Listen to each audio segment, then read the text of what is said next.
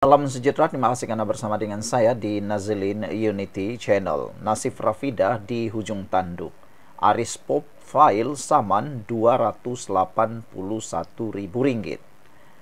Nasib penyokong pembangkang Rafidah Ibrahim kini di hujung tanduk apabila berdepan risiko di istihar muflis. Aset dia juga dikenali garang bercakap tentang pembangunan kampung Sungai Baru Kuala Lumpur mungkin akan disita. Ada netizen yang mengejek, ada netizen yang mengecam, menyindir. Dia orang kata, apa kata Rafidah pergi memohon dengan rakan-rakan Perikatan Nasional supaya edar tong drum supaya dapat membantu membayar Rp281.000 ini. Nak tengoklah, kata netizen, sejauh mana Rafidah ni dapat bantuan atau dapat perhatian daripada Perikatan Nasional, khususnya daripada PAS. Daripada mana lagi uang mereka boleh dapat, kata netizen. Mampukah dia memungut Rp281.000 ni? Kan sudah biasa, bila ada fitnah, bila ada jadi bersalah, tiba-tiba merayu pula buat muka 20 sen untuk dapatkan bantuan. Itulah, orang selalu kata macam ni. Lain yang buat fitnah, lain yang bayar. Mereka buat fitnah, lain pula yang bayar. Itulah. Harap-harapnya yang mendengar, menonton video kali ini, sedarlah. Janganlah lagi menolong membayar fitnah yang orang buat. Mungkin Anda tidak lakukan dosa fitnah, tapi mungkin Anda membantu membayar dosa fitnah. Sebab apa yang berlaku di arah bayar Rp281.000 ini gara-gara fitnah yang pernah dibuat oleh Rafidah Ibrahim. Jadi, kalau Anda membantu membayar, maknanya Anda menyetujui fitnah tersebut.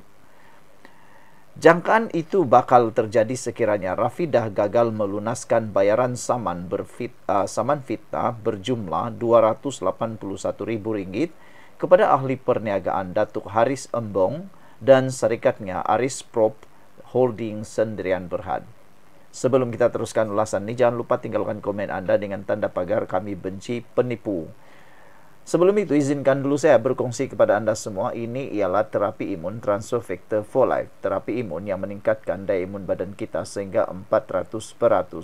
Secara umum dan ringkasnya, apabila imun badan kita lemah, apabila imun badan kita bodoh, apabila imun badan kita tidak seimbang, kita kena penyakit dan tidak sembuh daripada semua jenis penyakit. Tetapi terapi imun ini mengajar, mendidik dan menguatkan serta menyeimbangkan imun badan kita. Apabila imun badan kita sudah jadi kuat, bijaksana dan seimbang, imun badan itulah yang bertindak menghapuskan semua akar penyakit yang ada dalam tubuh badan kita. Dengan itu, kita sembuh daripada semua jenis penyakit. Cepat dapatkan produk yang hebat ini melalui nombor telefon saya yang tertera. Produk ini lulus KKM, halal dan diperakui oleh doktor-doktor di seluruh dunia.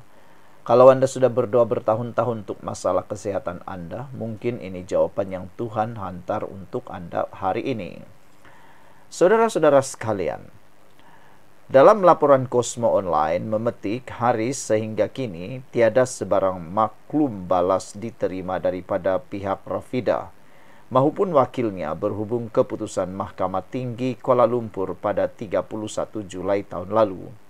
Sebanyak 422 hari telah berlalu sejak keputusan itu diumumkan. Namun, Rafidah Ibrahim masih tidak mematuhi terma pembayaran ganti rugi sehingga ke hari ini.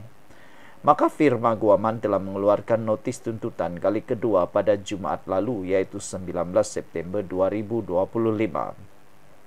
Rafidah diberikan tempoh 7 hari untuk mematuhi keputusan mahkamah, katanya dipetik Cosmo Online. Menurut Haris, peguamcara Rafidah mengesahkan notis itu diterima pada 22 September lalu, tetapi sehingga kini masih tiada sebarang pembayaran dibuat. Sekian untuk kali ini, jangan lupa tinggalkan komen Anda. Bye-bye. Salam sejahtera. Ramai orang kononnya tidak puas hati dengan subsidi RON 95. Ada yang memberikan alasan yang paling remeh, yaitu penggunaan IC dan lesen memandu. Sebenarnya isu itu tidaklah besar sangat. ianya boleh ditangani, dan pastinya memang patut semua orang yang ada di Malaysia perlu ada lesen. Kalau tiada lesen, jangan memandu, jangan isi minyak. Rupa-rupanya saudara-saudara sekalian, penjimatan RON 95 boleh mencecah sehingga 4 bilion ringgit, menyamai hasil 4 negeri PAS. Bayangkan saudara-saudara sekalian. Ditulis oleh Sam Gaz. Budi 95. Jawab Tin Kosong Ketua Pemuda PAS Pusat Afnan Hamimi Taib Azmuddin, nak kritik kerajaan pusat dapat jimatkan 4 bilion tidak beri kesan fiskal besar. Tapi ini yang dia tidak pernah tahu. Negeri PAS menang semua pendapatan siput. Lihat sahaja anggaran hasil bajet 2025. Di Kelantan, 997.26 juta. Di Terengganu, 1.997 bilion. Di Kedah pula, 790 juta. Dan Perlis, 122.93 juta ringgit. Jumlah keempat-empat negeri PAS ini ialah sebanyak 3.91 bilion. Artinya, penjimatan budi 95 sehingga 4 bilion ringgit setahun lebih kurang menyamai keseluruhan hasil 2025 bagi semua negeri PAS digabungkan. Ini fakta, ini bukan retorik. Dia kata budi 95 ini kerajaan cakap dulu sepatutnya kerajaan dapat jimat 16 bilion ringgit. Kemudian jadi 4 bilion. Padahal 4 bilion itu sangat membantu negara. Kerana penjimatan budi 95 membantu pencapaian sasaran defisit 2025. Dan Malaysia kekal di landasan mencapai 3.8% KDNK. Kedua, dalam penyatuan fiskal, setiap bilion ringgit mengira 4 bilion ringgit lebih kurang 1.2% daripada hasil persekutuan tahun 2025, yaitu bersamaan 339.7 bilion. Dan sebahagian daripada pelan menurunkan defisit. Ini bukan angka kecil pada tahap fiskal negara.